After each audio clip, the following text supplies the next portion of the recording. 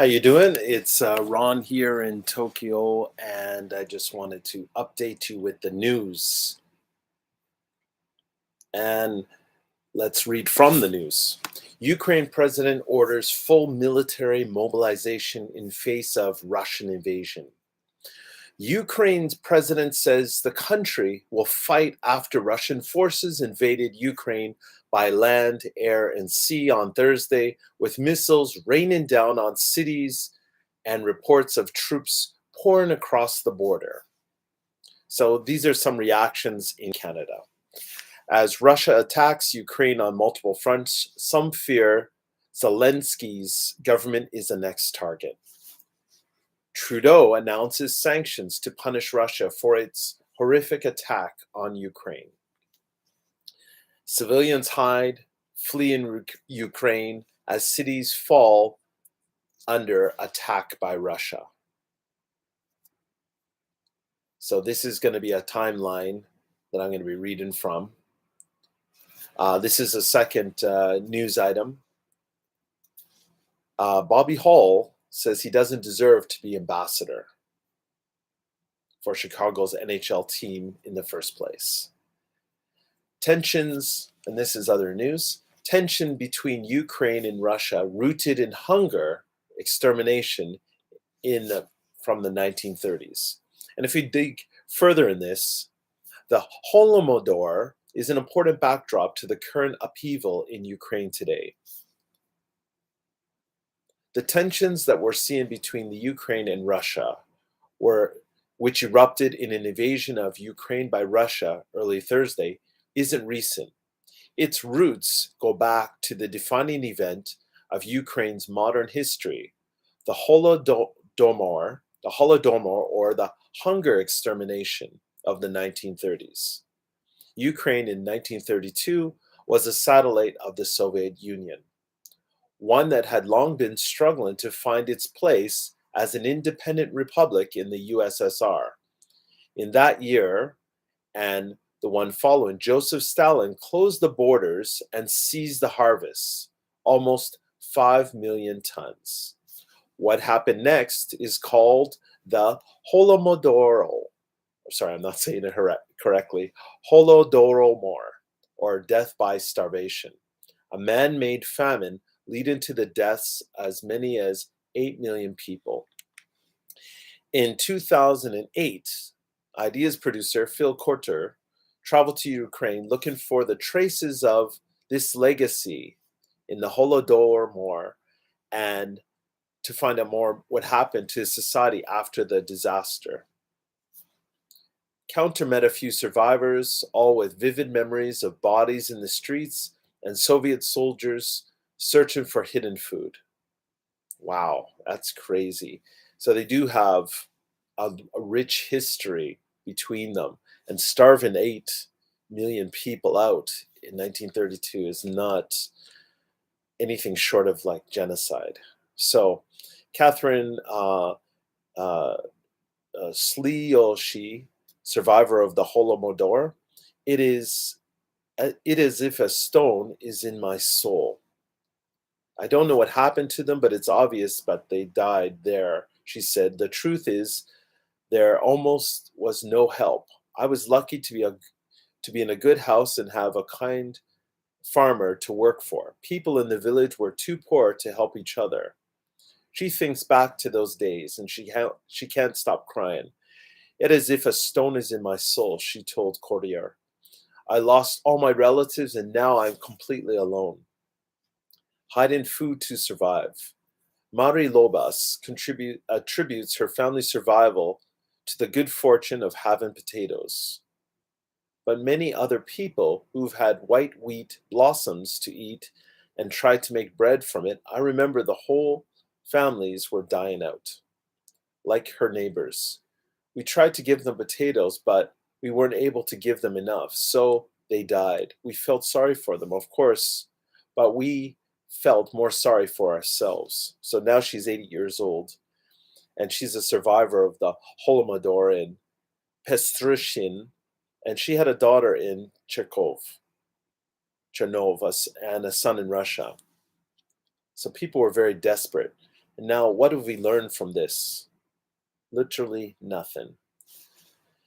It's been a seesaw of political upheaval. Should Ukraine be more oriented to Russia or to the West?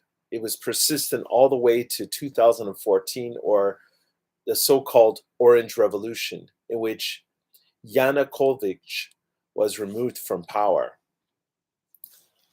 A month later, Russia annexed the Crimean Peninsula, and insurgency of the Donbas region involving Russian troops led to loss of control in the east and instability we face today. The Kremlin denied the deadly famine had happened for more than half a century, a great disaster that still plays a vital role in the public memory for the people of Ukraine.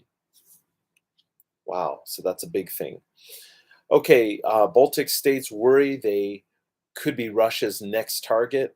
As I said, Trudeau has denounced Russia and is for its horrific attack on the Ukraine. And Biden unveils sanctions, says Russia will bear the consequences of Ukraine attack. And again, the Ukraine president orders a full military mobilization in face of Russia's invasion. Volodymyr Zelensky says Russia is targeting civilian sites as well as military installations. Wow. International security expert Kimberly Martin explains why she doesn't buy Russia's President Vladimir Putin's explanation for going into the Ukraine, and offers what she sees as a more plausible reason. Wow. So, we're seeing the US and the Ukraine officials say that Russia aims to capture Kyiv and topple the government.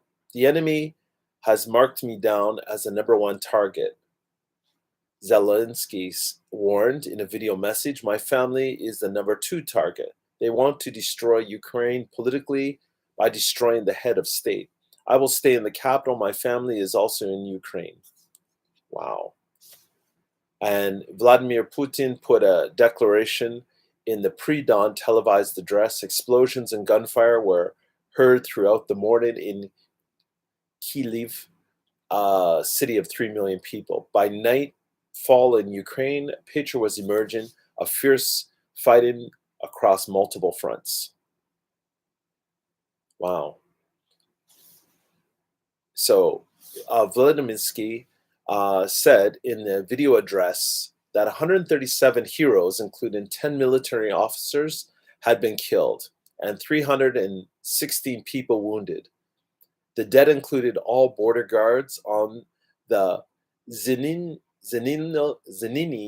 island in the Odessa region, which was overtaken by Russia.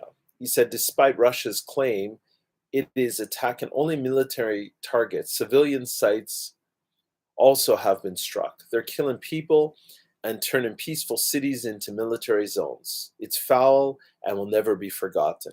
He said Putin's aim was to destroy his state and order a full military mobilization that will last 90 days.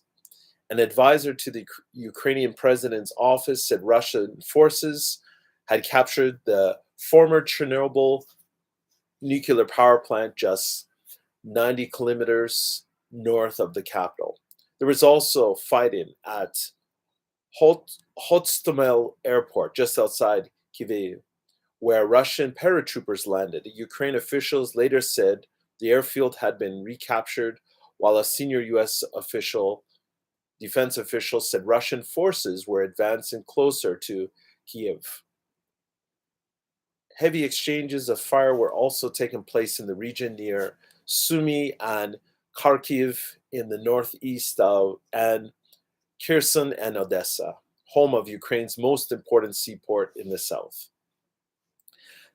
The highway heading west out of Kyiv was choked with traffic across 5 lanes as residents fled, fearful of bombardments while stuck in their cars. They estimate about 100,000 Ukrainians had fled their homes and several thousands across into neighboring countries, mainly Romania and Moldova. The day began with missiles raining down on Ukraine targets, and authorities reported columns of troops pouring across Ukraine's borders from Russia to the east and Belarus to the north, and landing on the south coast from the Black Sea and Azov Sea. So, this is the news live from Tokyo. We'll try to update you with what's going on and let you know if there's any developments happening. Thank you. Have a great day.